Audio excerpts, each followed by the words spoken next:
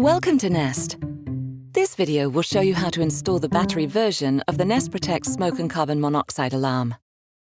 For the installation, you'll need a Phillips screwdriver. A pencil and tape measure will also be helpful. If you're installing Nest Protect where there wasn't a smoke alarm before, refer to the user guide. It has guidelines about where to install it. Make sure that it's at least 3 meters or 10 feet away from cooking appliances.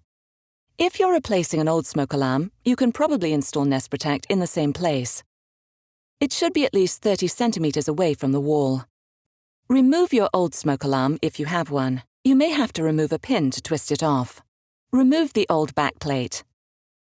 Wipe away any dust with a damp cloth so that it doesn't get into your Nest Protect. Now screw the Nest backplate to the ceiling or wall using the screws that came with your Nest Protect. There's no need to drill holes. The Nest screws are designed to go right into plaster and other materials. To attach your Nest Protect, hold it against the backplate and turn it clockwise until it grips. You can then adjust it to line up with the wall or ceiling. Now it's time to test. Press the button on your Nest Protect twice to test it.